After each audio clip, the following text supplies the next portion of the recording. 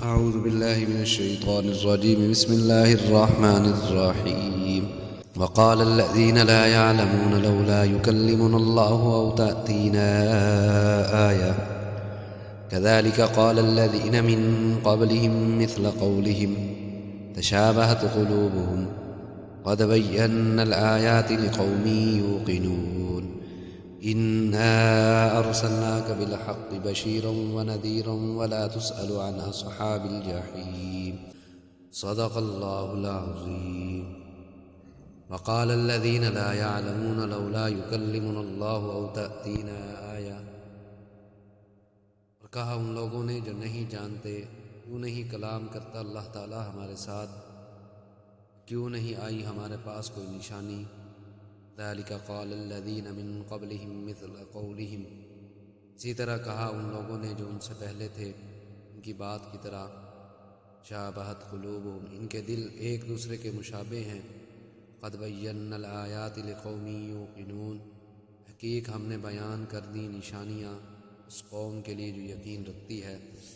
ان آیات کا پچھلی آیات کے ساتھ ربط یہ ہے کہ پچھلی آیات میں بھی آپ صلی اللہ علیہ وآلہ وسلم پر یہود و نصارہ اور مشرکین کے بیجا اعتراض کا ذکر تھا، اور ان آیات میں بھی بیجا اعتراض کا ذکر ہے.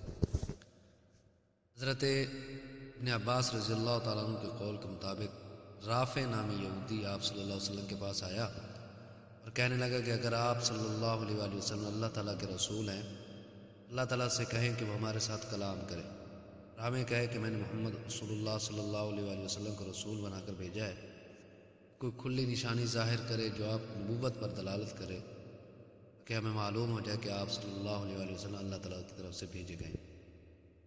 اور بعض روایتوں میں یہ بھی آتا ہے کہ عیسائیوں نے آپ صلی اللہ علیہ وآلہ وسلم سے مطالبہ کیا تھا کہ اللہ تعالیٰ ہمارے ساتھ کلام کر کے یہ کوئی نشانی ظاہر کر کے بتائے کہ آپ صلی اللہ علیہ وآلہ وسلم اللہ تعالیٰ کے رسول ہیں.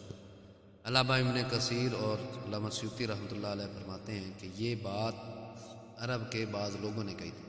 بہرحال ان میں سے کسی نے بھی کہی ہو، اللہ تعالیٰ نے ایسے لوگوں کو بے علم اور جاہل قرار دیا. اللہ تعالیٰ فرماتے ہیں وقال الذین لا یعلمون، اور ان لوگوں نے کہا جو نہیں جانتے، جن کو اللہ تعالیٰ کی پہچان نہیں اور رسالت کی حقیقت کا علم نہیں رکھتے، بصیرت سے محروم کر دیے گئے.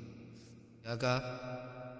لولا یکلمنا اللہ و تأتینا آیہ، کیوں نہیں کلام کرتا اللہ تعالیٰ ہمارے ساتھ، یا کیوں نہیں آئی ہمارے پاس کوئی نشانی جس کے بعد ہمیں آپ صلی اللہ علیہ وسلم کی رسالت میں کوئی شک و شبہ نہ رہے اور آپ صلی اللہ علیہ وسلم کی نبوت ہم پر واضح ہو جائے. یہ ان کا مطالبہ کرنا انتہائی لا علمی جہالت کی دلیل ہے، کیونکہ اللہ تعالیٰ کا مخلوق کے ساتھ ہم کلام ہو کر کہنا کہ یہ میرا پیغمبر ہے، اس پر ایمان لے آؤ، یہ اس کی حکمت کے خلاف ہے. کیونکہ اس طرح پیغمبر کی ذات میں اللہ تعالیٰ نے جو صفات اور کمالات رکھے ہیں ان کا لحاظ ختم ہو جاتا ہے. اللہ تعالیٰ تو یہ چاہتے ہیں کہ میں نے یہ جو خوبیاں اور کمال پیغمبر کی ذات میں رکھے ہیں ان کو دیکھو اور پیغمبر کی تعلیمات کو سامنے رکھ کر اس پر ایمان لے آؤ، اس کی اتباع کرو. اور اگر اللہ تعالیٰ خود آواز دے کر کہہ دیں تو یہ ساری باتیں ختم ہو جاتی ہیں. او تأتینا آیا، اور انہوں نے یہ بھی کہا کہ کیوں نہیں آتی ہمارے پاس کوئی نشانی. آیت کا ایک معنی حصی ہے اور ایک معنی معنوی ہے. آیت کا حصی معنی معجزہ ہے، خرق عادت کے طور پر اطلاق قرآن کریم یا دیگر آسمانی کتابوں پر ہوتا ہے. اگر اسی معنی کے لحاظ سے آیت کا مطلب لیا جائے تو یہ مفہوم ہوگا کہ ہمارے سامنے ہماری مرضی کے مطابق کوئی معجزہ ظاہر کیوں نہیں کرتا، جیسا کہ 15ویں پارے میں آئے گا کہ مشرکین نے کہا تھا لن نؤمن لک حتی تفجر لنا من الارض ینبوعا، ہم آپ صلی اللہ علیہ وآلہ وسلم پر ہرگز ایمان نہیں لائیں گے یہاں تک کہ آپ صلی اللہ علیہ وآلہ وسلم ہمارے لیے زمین سے چشمے جاری کریں، کہ آپ صلی اللہ علیہ وآلہ وسلم کے لیے سونے کا مال ہونا چاہیے، آپ صلی اللہ علیہ وآلہ وسلم ہمارے سامنے آسمانوں پر چڑھ جائیں، وہاں سے ایسی کتاب لے کر آئیں جس کو ہم پڑھیں. اس قسم کے لایانی سوالات اور مطالبات کرتے تھے، ورنہ اللہ تعالیٰ نے اپنے نبی کی صداقت کو ظاہر کرنے کے لیے بے شمار معجزات ان کے ہاتھ مبارک پر ظاہر فرمائے. اور اگر آیت کا مطلب معنوی لحاظ سے لیا جائے تو پھر مفہوم یہ ہوگا کہ آپ صلی اللہ علیہ وآلہ وسلم پر کتاب نازل ہو سکتی ہے تو ہم پر آیت یعنی کتاب نازل کیوں نہیں ہو؟ ایسا کہنا انتہائی جہالت ہے، کیونکہ اللہ تعالیٰ اپنی آیات کے نزول کے لیے اپنے بندوں میں سے نبیوں اور رسولوں کا انتخاب خود کرتا ہے، کون اس کے لائق ہے. اللہ اعلم حیث یجعل رسالتہ، اللہ تعالیٰ خوب جانتا ہے کہ کس موقع پر وہ اپنے پیغمبر کو رکھتا ہے، اس کو معلوم ہے کہ اس نے کس کو اپنی جانب سے رسول بنا کر بھیجنا ہے۔ اگر ہر ایک پر اللہ تعالیٰ آیات نازل کرے تو نبوت اور رسالت کا مقصد ہی باقی نہیں رہتا۔ لہٰذا ایسا مطالبہ کرنے والے بالکل بے علم اور جاہل ہیں، کیونکہ اس قسم کے لا یعنی سوالات سے آپ صلی اللہ علیہ وآلہ وسلم اور آپ صلی اللہ علیہ وآلہ وسلم کے اصحاب رضی اللہ عنہم کو پریشانی ہوتی تھی۔ اللہ تعالیٰ مطمئن فرمایا اور کہا کہ یہ معاملہ صرف آپ سے نہیں ہو رہا، بلکہ ایسی جاہلانہ باتیں پہلے لوگوں نے بھی کی ہیں۔ ارشاد ربانی ہے کذالک قال الذین من قبلہم مثل قولہم، اسی طرح کہا ان لوگوں نے جو ان سے پہلے تھے ان کی بات کی طرح، ایسا کہ بیان ہو چکا۔ موسیٰ علیہ السلام کی قوم میں سے بعض لوگوں نے کہا تھا لن نؤمن لک حتی نری اللہ جہرۃ، وہاں پر ہرگز ایمان نہیں لائیں گے یہاں تک کہ اللہ تعالیٰ کو سامنے دیکھیں۔ ما تشابہت قلوب، ان کے دل ایک دوسرے کے مشابہ ہو گئے۔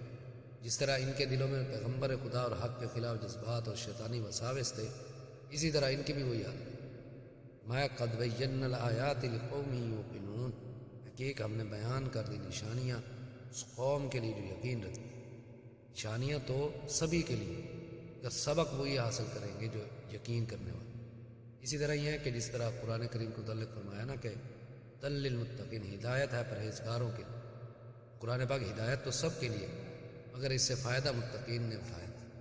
وَإِنَّا أَرْسَلْنَاكَ بِالْحَقِّ بَشِيرًا وَنَذِيرًا، بے شک ہم نے بھیجا آپ کو حق کے ساتھ خوشخبری دینے والا اور ڈرانے والا، جو ایمان لائیں اور اچھے عمل کریں ان کو اللہ تعالیٰ کی رضا اور جنت کی خوشخبری سنا دے، اور نافرمانوں اور فاسقوں کو اللہ تعالیٰ کے عذاب اور جہنم سے ڈرا دے۔ لا تسأل عن اصحاب الجحیم، ہدایت دینا صرف اللہ کا کام، آپ سے سوال نہیں کیا جائے گا کہ بھڑکتی ہوئی آگ میں داخل ہونے والوں کے بارے میں یہ جہنم میں کیوں گئے۔ یہ سوال تو تب ہوتا کہ آپ صلی اللہ علیہ وسلم نے تبلیغ نہ کی اور اللہ تعالیٰ کے احکام ان تک نہ پہنچائے۔ آپ صلی اللہ علیہ وآلہ وسلم نے تو اپنی ذمہ داری پوری کر دی، اور آپ صلی اللہ علیہ وسلم کے ذمہ اتنا ہی تھا۔ باقی ہدایت دینا آپ صلی اللہ علیہ وسلم کے اختیار میں نہیں تھا، اللہ تعالیٰ خود ان سے نمٹ لے۔ میں نے تمہاری طرف پیغمبر بھیجا تھا جس نے تمہیں میرا پیغام دیا تھا، میرا پیغام سن کر تم نے کیا جواب دیا تھا؟ پیغمبر علیہ السلام حق تبلیغ ادا کر کے اپنے عہدے سے بری ہو گئے۔